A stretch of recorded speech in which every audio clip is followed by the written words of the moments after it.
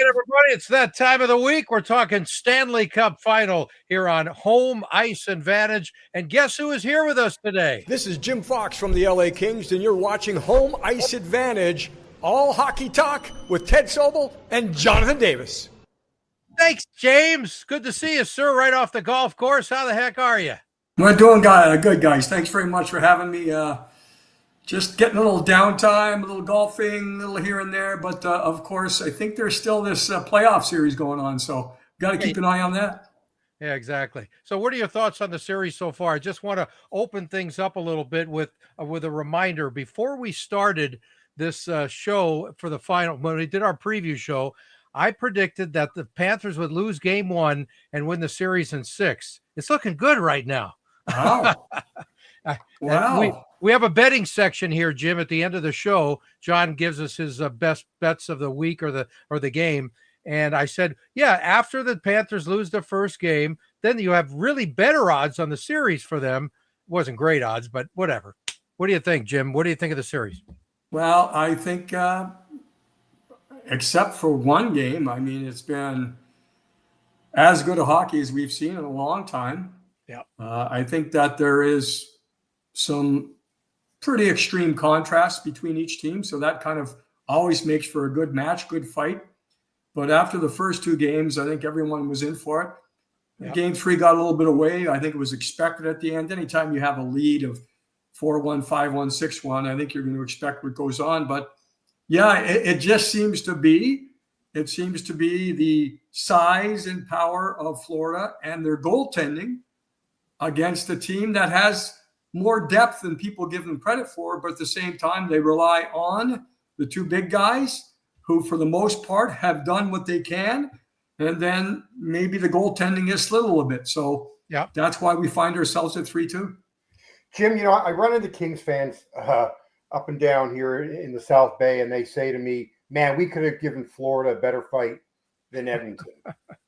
I just kind of scoff at it, but I mean, tell me, like, different matchups, different teams. How do you where do you see how the Kings may have aligned against Florida?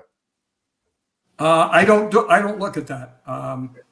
I'm still extremely disappointed and hurting of how the Kings lost to Edmonton. I think there were many people, including myself, who for the first time in 4 years felt the Kings had the better team.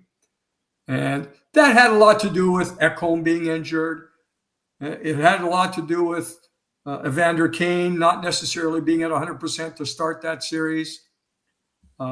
Frederick coming over from Boston, hadn't played played that one game at the end of the regular against the Kings. And so that was the time. What's happening now? Okay, we can talk about it. We can hope, we can wish. But unfortunately, I think it is one of those circumstances where the Kings had self-inflicted wounds. And I mean, Edmonton has now made it to their second straight Stanley Cup final. So, hey, you can't take anything away from them, but it just seemed like the Kings had the Oilers where they wanted them and could not finish. To look ahead to how they match up against anyone else, I'm not there yet. Yes. Just out of curiosity then, as a player, after just with the circumstances, 4 times losing to the Oilers, and as you said, just very disappointing fashion this year. How tough, or is it tough? What's your summer going to be like, and how do you get yourself ready for the next season? Is it harder in any way? What doesn't kill you makes you stronger, and that's the hope. And they were right there. They being the Kings, they were knocking on the door. They were doing a lot of things right. I mean, when you break down the series and who had the lead for the most and who was in control of games for the most part, I mean, it was almost 75-25 Kings. And again, you just don't get that last 25. And at the end, the last 25 were the most important. So lessons to be learned. You say that every time. I hear some sayings out there, you have to learn how to lose. No, you have to go through losing and get better. You don't have to learn how to lose. That's easy. Yeah, everybody can learn that in seconds. Exactly. So yeah, it will make them stronger. I do hope, and it's tough nowadays, right? Because of free agency and Can you bring back the same exact group? Probably not. But can you bring back the core? And I think that's how a team learns. That's how a team grows, is not necessarily by changing the personnel, but having the same personnel go through it again next year with that understanding of exactly what it takes to close it out a game or close out a series. Yeah, I think it's good that we start out talking a little bit about the Kings here before we get into the Stanley Cup final with the individual stuff. But for those who don't know, this guy's been around LA longer than he was in Canada, right? Who's this kid? That's a guy, man. That's a while ago. That's a guy that was 35 pounds heavier than he is now. Oh, really? That's amazing. Yeah. That's amazing. What do you remember about coming to LA the first time, Jim, and thinking, wait a minute, I'm playing hockey where? Oh no, it didn't. It did. That's overblown. That's overblown. You're on a team. You're in the NHL, and you're just waiting to prove yourself. You're just waiting to make your team better. Right. The LA stuff and I mean, what are the temperatures right now in Florida? What are the temperatures even in Edmonton? I mean, right. All that stuff. Yes, you can have distractions, but if you want to get better, and the one thing we did not do well as a franchise is that at least from my first year, second year, third year, maybe fourth year, it changed. The roster changed by 10 players every year. So, yeah. If you're trying to learn, if you're trying to grow together, if you're trying to build a core that is there, of course, the Triple Crown line was the core. But then you're trying to find out ways to win playoff series. One year we're decent, next year we're awful. One year we're decent, but they're continually changing. So that's what I remember about it, is having a group of guys that were there and trying to figure it out. And then the next year it would be a half new team, 10 new players, and you have to start all over again.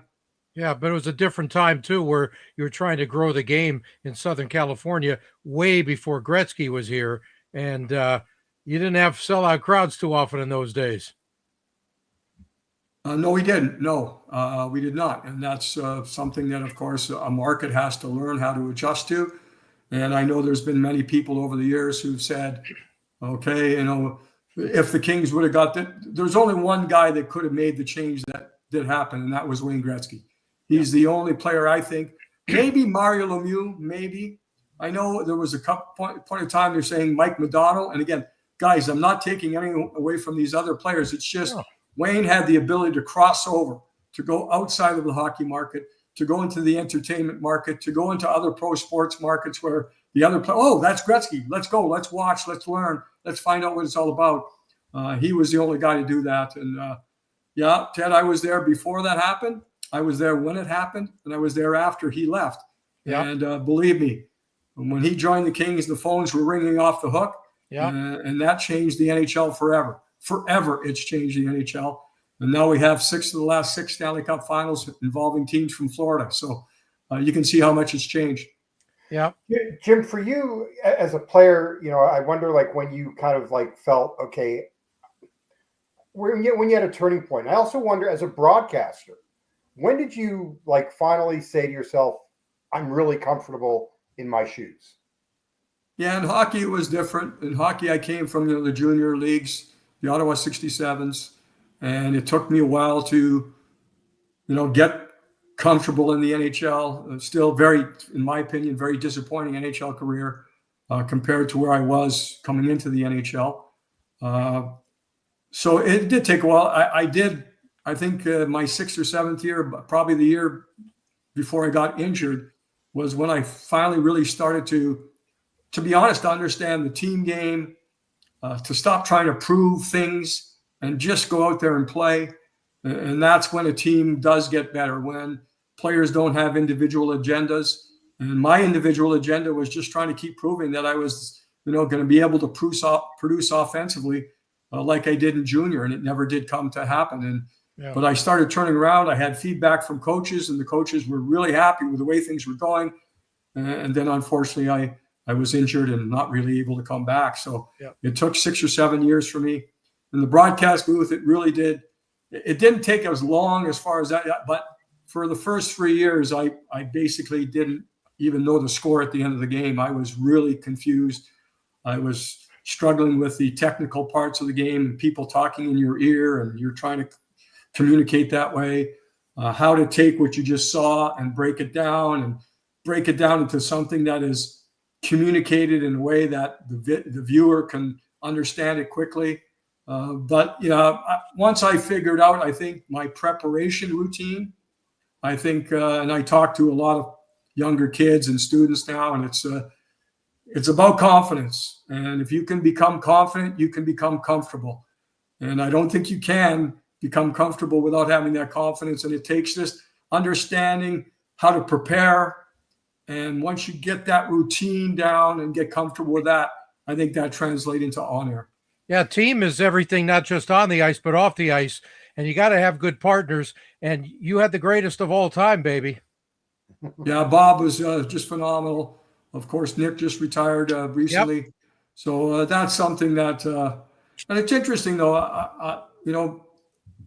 I don't know whether people think about this a lot. I don't expect them to. And, it's not that important to them. But if you're in the broadcasting business, play-by-play is a completely different job from an analyst. But people don't think of that. They think, oh, okay, well, and you're never going to be as good as Bob Miller. Yeah, okay, I understand that. But you know what?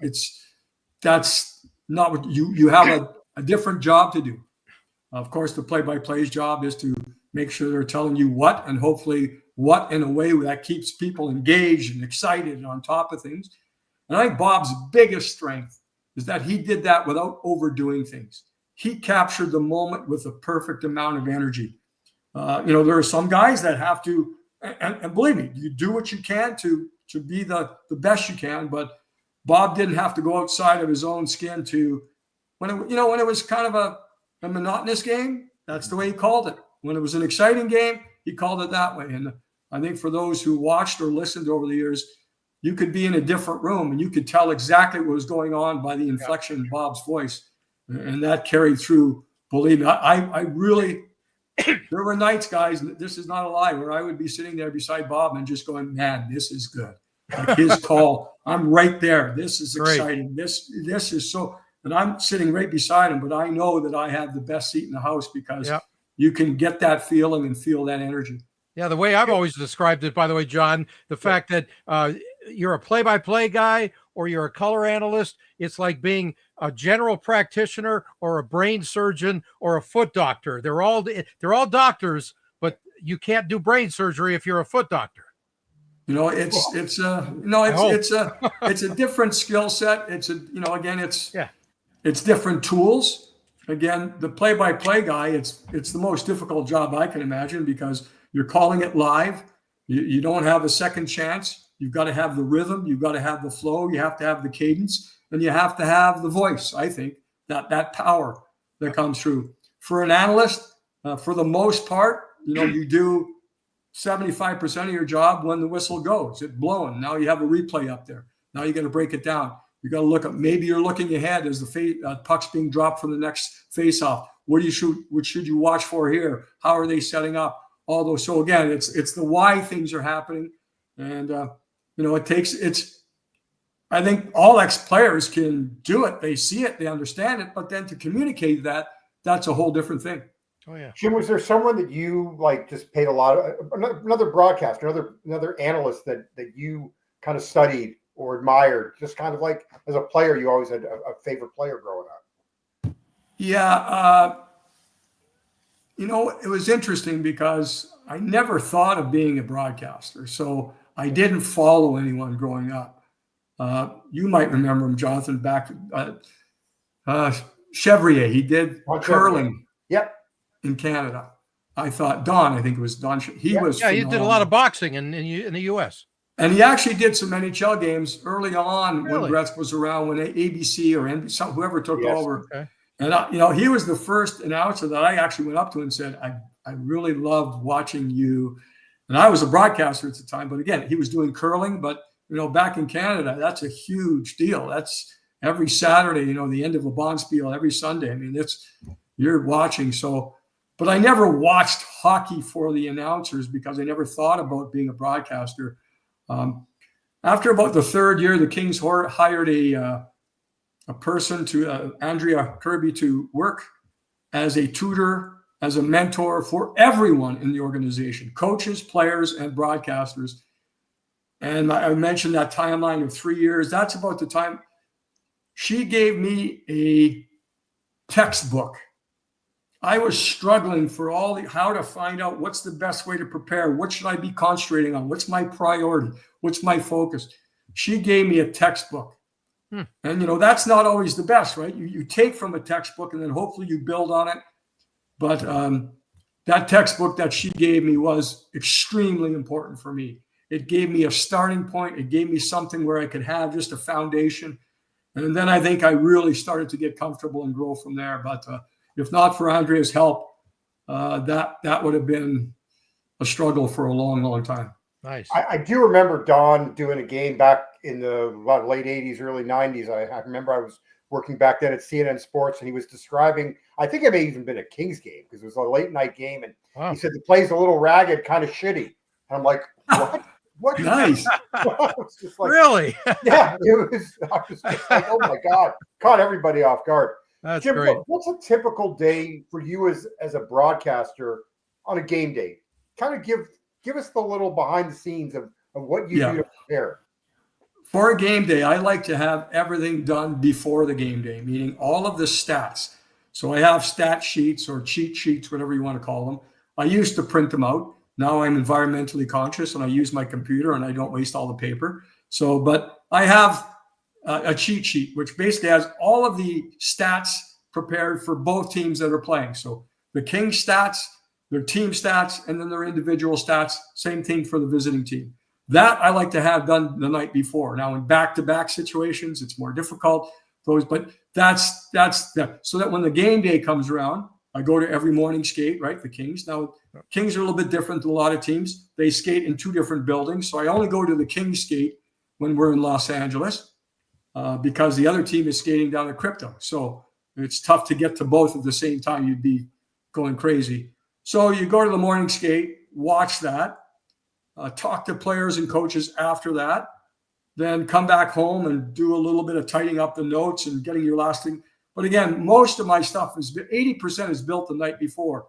So all the stories about the Kings, that's built by going to every practice. I'm there 95% of the time just to watch, to look, to see what's going on. What are they working on as a team, as individuals?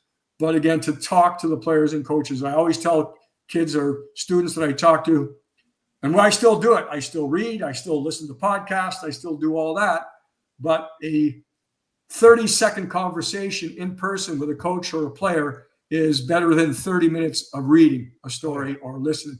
It's just that hands-on, get it from the horse's mouth, and you need that. So that's what we do. Take that in, usually work out the day of the game, do some notes again just before the game, get to now post-COVID, I used to get to the game around 4:30.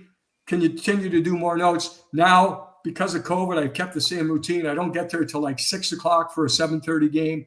Jump right into the booth, get ready. We rehearse what's going to go on for our open when we come on the air, the on-air. So we rehearse that.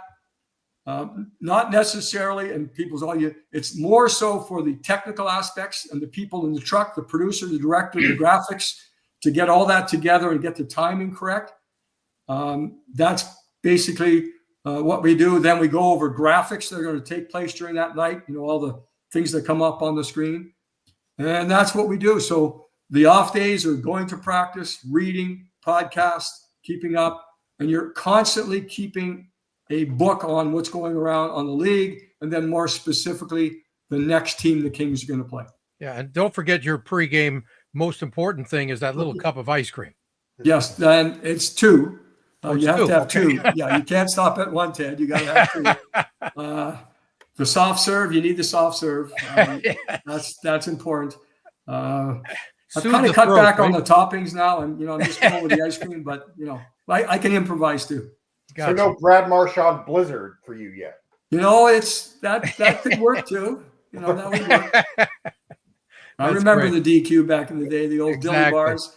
Yep. Oh man, the peanut buster parfait. Wow, yeah. Jim and I worked at Sports USA together for a couple of years, and here's a little shot from when Bob visited the studio, and Johnny from the Ducks, and you've been partnering with John Forsland, who's been on our show a couple times over the last several weeks. He's got to be a blast to work with.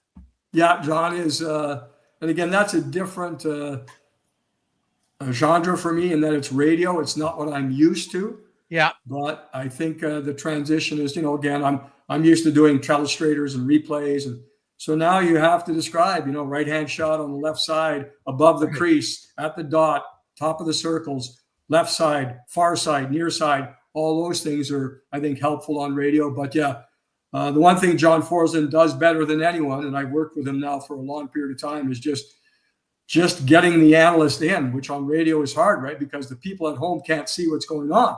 Yeah. So on TV, you can be talking and people see what's going on. I mean, you want the flow of the play-by-play person, but if something happens dramatically, they can at least still see it. On radio, they can't. So you've got to make sure, and John really does a great job of getting everyone in, the analyst in at the right time. When you can see there's going to be an icing, he gets out right away. So even before the whistle blows, you're already in, and gives you an extra 10 seconds here or there. And I really appreciate John doing that. And then, again, when you talk about his call, that's where the power in his voice, he can really carry the energy of a game too. So that's just so fortunate to be blessed to be with John. I work with a lot of different, John Allers. I work with a lot of different now through mostly NHL radio back. I'll still remember, I think I was sidelined. I started with, I call it NHL radio, it's sports media, Sports USA. It's different on who actually carries the who's the licensee, but right. 2004 Tampa Bay Stanley Cup. I was the ice side reporter, rinkside reporter. So it's been a long time doing the radio. Yep. And you got to watch out for John. John's got the dancing moves, as everybody, many of our people know. You got to be careful in the box, I would guess, with him. Well, no, John, it's, when I start the moves, then he can't match it. So it's over. All right, let's talk about this Cup final. 3-2, Florida now leading with a chance to get the Cup for back-to-back years coming up tomorrow night in Florida. And let's discuss a little bit of Game 4 before we get to Game 5 and the switch to goalies for the Oilers, and it worked within game. Your thoughts on that, guys? Oh, well, it had to be done. Yeah, I don't think it's been done before. We saw it, so we know what that's all about. So I think Edmonton is much more comfortable with making that type of decision than a lot of other teams. And I'd be extremely surprised if Skinner is not back in for Game 6. Yeah, me too. Because he's done it before, where he's been pulled, he's been sat out, and then he's come back very strong for at least 2 or 3 games. Maybe the inability to carry it through a full series, but he's used to the scenario. He's where a lot of other teams, if you have your starter and that's it, you kind of stick with them. You go. I think Edmonton is built differently, so I think what they did earlier certainly did not surprise me at all. And the only thing that would surprise me on the current scenario is if that Stuart Skinner is not back in goal for Game 6. Yeah. Yeah, absolutely. Totally agree. Jim, when you look at the stats and you're seeing that both Corey Perry and Brad Marchand both have 10 goals. I don't think I would have had that on my bingo card. What have you seen from watching both those guys continue to excel? Perry now at 40, Marchand in his late 30s. Yeah, completely different players from, I think, the style of this. Marchand can carry the puck through the neutral zone. We've seen some breakaway goals he's scored. He has more quickness, more speed. We know he still gets to the traffic, right? We know that. We know he gets to the top of the crease, but we've seen him score some skill goals, right? Some dipsy doodles, some one-on-one moves, some great shots, pick the top corner, all those types of things. So he has a bigger skill set.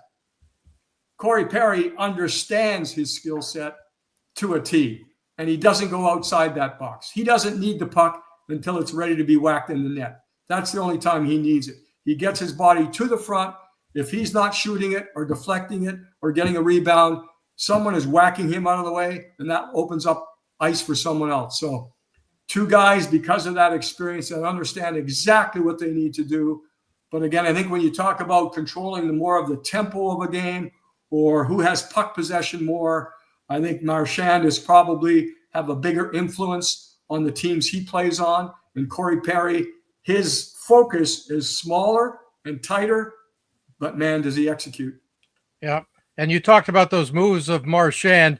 I got some good pictures here on how he got around the D on one of the great moves in and certainly in this entire playoffs when he did a little dipsy doodle move to get around everybody and get in front of the net. He just found a way to squeeze it past the goaltender. And here is that move from one place to another right around him. Now, how great is this one? Jim, does it help to be a little on the small side for that? Yeah, I think so. I think it helps to, and you can see almost did the old kind of the Top Gun where, you know, you got the guy behind you and all of a sudden you just put on the brakes and he goes by and then you jump in. Yeah, you know, when you break it down, I think it was Wallman, I believe. Yeah, I think you're right. When you break it down, he didn't execute properly. I mean, right. There's always more X's and O's or technique to defending than there is attacking. Attacking is more instinct and reaction. Defending is more position and those types of things. But he's able to do that. And then as we saw on two of his breakaway goals, he gets right on top of the goaltender before he makes his last move. And he's just waiting for that goaltender to open up the legs. And once he sees that, it's not even a shot by Marchand. It's more of just a chip or you know, a place. He's almost passing the puck between the pads, and he scores. But and I think we've seen as the series has gone along, right, guys, that we know Marchand. We know he's the rat. We know all that. Yes. But you also know that when he's playing on Olympic teams and when he's playing on, you know, he's got the skill. There's no question about that. I do wonder, Jim, you know, if the move to Florida helped revitalize him at the end of the day, that maybe this was the best thing for Brad Marchand. I think it would be hard to argue against that. Yes. You know, I think everyone understood where Boston was going. It was obvious, and they are going to be in a rebuild. And if they're not, it's going to be one of those half rebuilds, what they do nowadays. And you know, when the move happened, you know, in my mind, I'm going, you know, Marchand's going to be back with Boston next year. He'll re-up with them as a free agent and do that type of thing. Now, you know, he probably has a little bit more incentive to stay in Florida, but he also has incentive because he's going to get offers. He's going to get way more offers now than if he had stayed in Boston. Because the team would not have done as well, even with his help. But, you know, he's showing now that his ability to fit in, you know, right, guys? Because, you know, he's the rat, right? He has this, you know, personality that sometimes doesn't fit with other groups of players. Yeah, it's incredible. That fit is the word there, Jim. It's so how many guys actually fit when you bring them in at the trade deadline. It doesn't work that often. No, it's hard, and he's been able. And I'm sure he's, you know, they said, you know, he's the big leader in Boston. Of course, he was. He was the captain there. Sure. But now he comes into a different group. The one thing they said, the Florida Panthers, and you know, that his chirping didn't stop, and he said he did more chirping in his own room than he did against the opposition. Right. But that's the personality that continued. But I think we see with Florida, I think it's easy to see at least they don't rely on, you know, individuals as much, right? Their ice time has to be more balanced and spread out than any other team that's been around for the last little while. And it's probably, you know, at such a contrast when you have Draisaitl and McDavid on the other side, who they're trying to get them out there every second shift. So it's interesting how he's been able to do that. I mean, to me, the biggest difference maker has been Nikola back on the blue line. Okay. He's the guy that's come in. I think Seth Jones has been perfect fit. Yeah. But with Nikola coming in, and I'm saying biggest difference maker because who would have thought? I saw those games. I did the whole Carolina series. I've been doing them for years now, Florida. And Nikola joins them this year. And I mean, this guy went to another level. They talked about the system of Florida being a better fit for him. Skating defenseman, use his legs, get up on the play, make it happen that way. Seth Jones does the exact same thing. Man, then you put him with Ekblad. Look at the size of those guys. Yeah. I mean, hey guys, remember when the Kings won in 14 and then they kind of had we got swept the next year and, oh, you're too big and they're too slow. And then, you got to get fit faster and quicker. And they did. Yeah. But guess who wins now? Big. Mm-hmm. Big still wins. Big has still won since the Kings won in 14. The bigger teams win. You have to combine it with a little, but the big still wins. And you take a look at that blue line in Florida. That is long, rangy, and fast. Let's hear from Brad Marchand real quick after Game 5. You talk about what he thinks it takes to win. You got to embrace the grind, and you got to enjoy it. It's like I said, it's special to be here, and you wouldn't want it any other way. And that's why this trophy is so hard to win, because it's so difficult on the mind, on the body. What you have to grind through, and so you got to appreciate it. I want to ask you, Jim, your thoughts on the grind and the wear down factor, because we've been talking about it all series long on this show, and it looks like that is pretty much what is happening. I think this extra day off helps the Oilers a lot. Now, whether they take advantage of it is another story. They didn't look like they had any gas in the tank in the last game.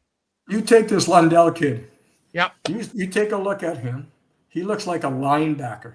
His neck is like this. He's good-looking kid. But that's the type of player that they throw out shift after shift after shift. Reinhardt, even, he's not the biggest of guys, but he's not fast either. But, he knows where to be involved in that grind. No better example than Barkov, of course, down the middle, right? I mean, that's the guy. But that's where we're back to what we were just talking about. And again, I think it's a great comparison. I remember games 1 and games 2 and 14, Stanley Cup final against the New York Rangers. And after the first period, the Kings were skated out of the building, dominated by the New York Rangers. Speed, quickness, they just skated the Kings. And guess what, though? Second period comes along, and the Kings started to get a piece of you. Okay, so third period comes along, oh, they're getting a bigger. All of a sudden, the game is slowed down. All of a sudden, they've got you. That's Florida's game. And then the cycle that they have going, right? They don't care if they score. They're fourth line. They don't care. They just care that they keep the puck in the other team's zone. It's 200 feet away from your own net, and they care. You've seen the clip, the audio video clip of Paul Maurice going, okay, keep hitting. Don't make plays. We're not making plays. Keep it. Make sure. So in Game 7, that's what he's thinking about. Yeah. Game 7. And being around Paul Maurice, he said it during the playoffs when we were doing the Eastern Conference Final. That starts in training camp. Yeah. They They start talking about Game 7 of a series in training camp. Brad Marchand talking there about embracing that. That's hard to do. I mentioned to you about when the Kings and we had teams and they just break them up. We never learned together. That's where over the years he's learned how to do that, how to embrace that. Now it's not going to knock him off. I remember Pat Quinn when he was coaching the Kings, and it was one of my first experiences in the NHL playoffs. And we're all just gripping our sticks so tight. We're just so intense. And he just tried to, but then he was gone. And he was gone. And then the team, but to learn how to embrace what Brad Marchand has taught, to learn how to embrace the intensity of a Game 7, that to me is the most difficult thing in sports. Yeah, Jonah Gadjevich talked about the same thing. Like they're prepared to go 7. They're not worried about what happens along the way. And Jim, to your point about just the equal ice time, I was looking back at Game 6. There was not one Florida Panther or Game 5 that played more, that had a shift longer than 45 seconds. So it was super, super balanced. Yeah, no. And the other guy, you talked about Lundell, you talked about Marchand. The other guy, Luosterainen. To think that they got him for Vinny Trocheck, and former King Olli Jokinen had shared with some people when that deal was made. Watch out for this kid. He's going to be a star in the league. Right. Yeah. Bill Zito, the GM, they've all given credit. And we're not talking a lot about Edmonton here, but we will. Right now, it's they find the right fits for their system. They've established a system. They've had their coach there now for a long enough period of time. But now when they're bringing in players, the Mikola, the Seth Jones, they're bringing in the exact type of player they want. They're not necessarily looking at the most high-end skill or the biggest, strongest guy. They're just looking for a guy that fits their system. And I don't know if anyone does it as well as they do. Yep. Let's hear from real quick the head coach of the Oilers, Chris Knobloch, on what they need to do in the next couple of games. Clean up the penalty issue. I think that has been a big story throughout the series. Last night that wasn't. I think also capitalizing early would be something that'd be very good for us. I know numerous starts to games we've had quality chances very early in the games. Last night was highlighted with Connor Brown's semi-breakaway chance. The night before, game before, was Connor McDavid and slot stuff like we've had quite a few of those. If we're able to capitalize on those, playing with a lead early in the game would alleviate the pressure. We just have to be ready to start. That's so important.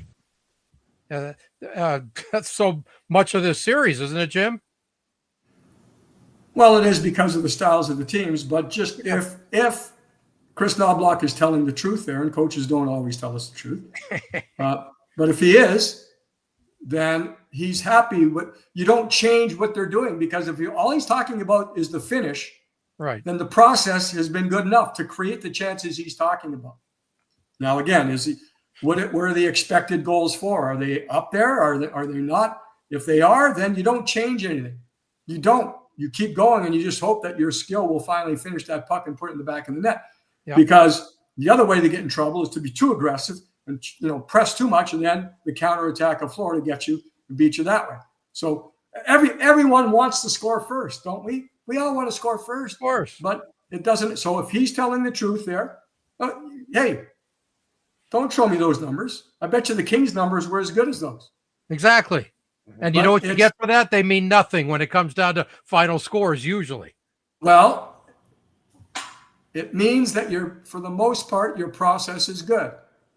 Yes. And as long as you keep that same process in a 7-game series, Florida will win because of, but Edmonton has something different than other teams. Yes, they have the two best offensive players. Basically, Kucherov's got to be right there. McKinnon's got to be right there. But right. They've got two guys on the same team that can beat you all by themselves. And that's something different. That's something. But again, to hear Chris Knobloch there and say, we're getting the chances, we're just not finishing, then to me, he's not going to change anything. He's not going to be more aggressive on the forecheck. He's not going to be pinching down more in the walls. He's going to keep doing the same thing if he's telling us the truth. Yes. Well, to that point, though, one thing I did hear on the 32 Thoughts podcast today was that Elliott referenced in talking to an NHL executive, they have McDavid's expected goals at 20, and he's only got 6. So just to the point that you're making. Yep. And I know just from my experience with people who watch the game, the fans more specifically, they hate that stat. It means that it does. Well, then you're not involved in what coaches talk about all the time. They talk about the process. And if that process is creating that many chances, there's not many things you need to do to that process. How are you going to make McDavid score more? No. Look, both. How are you going to make him score more? I'm not disagreeing with the process. I understand the point you're making, and I'm with you on the point you're making. If your expected goals are down and low, then you're in trouble because you're not even creating chances that might lead to goals. Right. And that's where that number becomes important to people that are analyzing the game and that are trying to get their team to win. Because if those numbers weren't where they were, you would see dramatic changes from Edmonton. They'd be doing things differently because it wouldn't be working. It is working. McDavid's not finishing. He's not known as a finisher, though, right? Right. He's known as but how much of this, Jim, is it's typical playoff hockey. You're not going to get the space that you would normally get during the season. So he can wheel and deal all he wants, but it's not the same game in the playoffs. But he should have 20 goals. No, look, and I agree with you, Jim, because I think back to my son's hockey team. They struggled. They started 1-4, and then they finished 11-4, and they continued with the same process. So I do agree with what you're saying. No, I mean, when a coach gets the number expected goals for, yeah, and it's 3.2 at the end of a game and they only scored 1, okay, they just didn't finish. If they're getting it and it's 1, yeah, then right. they're in, so there's where you're creating the chances. Yes, right. Again, players will tell you that all the time. Oh, I'm in a slump, but I'm getting. Well, if the numbers are saying he's still getting chances from close proximity, not on the outside but on the inside, then you don't change much to his game. And you just know that by the end of a 7-game series or at the end of a 10-game segment or before an 82-game schedule, you're going to have the numbers you want. Yeah, so instead of McDavid, we're negotiations. Yeah, that too. But we've been talking about McDavid, but this guy is the best player in the world right now, at least for the last couple of weeks. How good is Sam Bennett, boys? Mr. 39-1 there, John. Conn Smythe. Yeah, that's a style of a player. Yep. Because his style doesn't have to change too much because his style is playoff style all the time. Yep. Well, when he gets to the playoffs, he does it. Now, keep in mind, so now he's going to be a free agent. And when you pay him whatever he's going to make, he's going to get 24 goals next year. Yep. Yeah. That's it. Or maybe he gets 30. Or maybe he gets that click where it just clicks and he can. But when the playoffs come around, man, look at those numbers. Wow. Just phenomenal. Really he has that style, right? He's probably plays a little bit more disciplined in the playoffs than he does in the regular season. He's probably a little bit more of a headhunter in the regular season than he is in the playoffs. Yeah. But man, oh man, when you can get him focused like he is, and he was a high draft pick too, right? So people did see it. And maybe the fit is perfect for him now in Florida. Well, Paul Maurice said one of the biggest things that he felt was the move to center. And he felt that his skills were far better suited playing in the middle than playing on the wing. And it's obviously worked out very well. Right. If I just want to, I know getting tight on time. Can I just play a real quick bite here, John, from Sam Bennett, talking about the Marchand line and how they have just gelled like crazy, especially in the postseason. This entire playoff run, they've been unbelievable. And Lundy, Lucy stepping up, just it's like they've been in the league for 10 years. They're just so composed out there, and adding Marshy to that line is just I don't think anyone expected that. It's a dominant line in hockey right now, and we're lucky to have them on our side. How great is that though at this time of the year, right, Jim? No, I keep going back, and this is the toughest sell ever. Yep. And Paul Maurice has been able to do it. But again, his comment, we're not making plays. Well, every player wants to make plays. Of course. Every player wants to be that guy that has to make that one-on-one move that Marchand did. You want to do that, but the process, back to it. He joins a line with two guys that you know exactly what they're going to give you. Exactly. And they're going to be hard on you on the forecheck. Yeah. I mean, Lundell, Luisterainen, they're going to be and they're big. They're strong. So Marchand gets to be the buzzer around. He gets to be the guy that's jumping around and jumping in out of holes and making it happen that way. But the other two guys aren't trying to make the moves that Marchand can. They're not. They know. Don't make plays. Make hits. Place the puck in a good position. Let's get a face-off here. Yeah, they've scored a couple of goals on set plays. Create openings too with the size, right? What's that? Create openings with the size. Well, that's and you're gonna spend more time in the other team zone. Yeah. And that again, if JD will tell you the numbers will start being weighed heavily in your favor.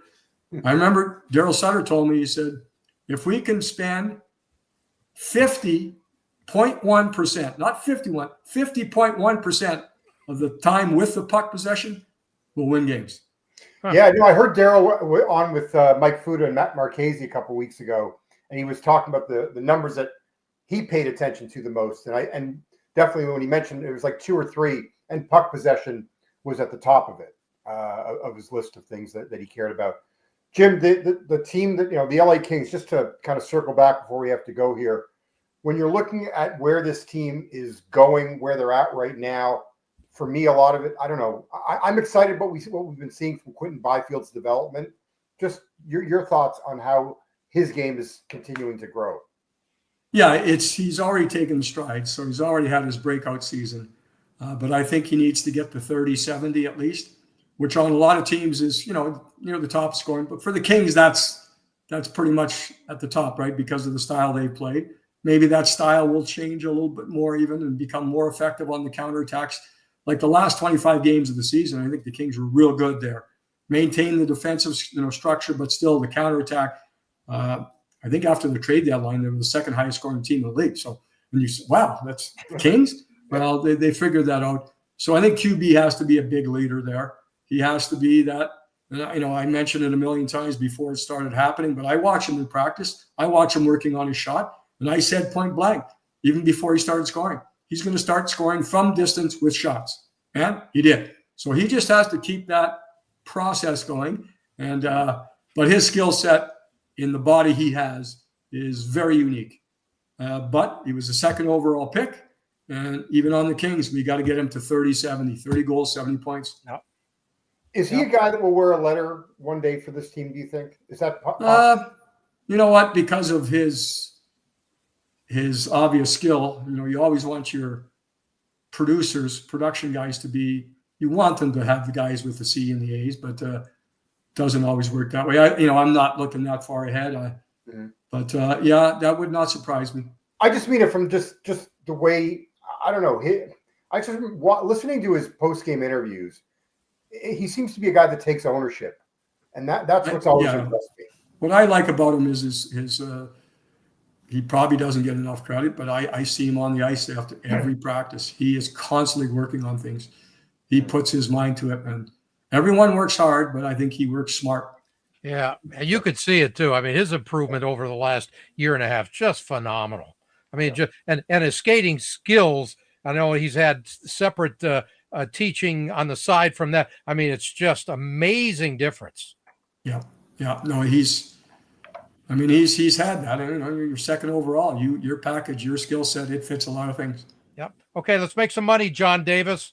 This is the segment here. We're gonna get you some money here. All right. Well, we're gonna go with 2 prop plays here, both on the Edmonton side. We're gonna go with Evan Bouchard to have at least 2 block shots. He's done it in all 5 games. And we are going to go with Matthias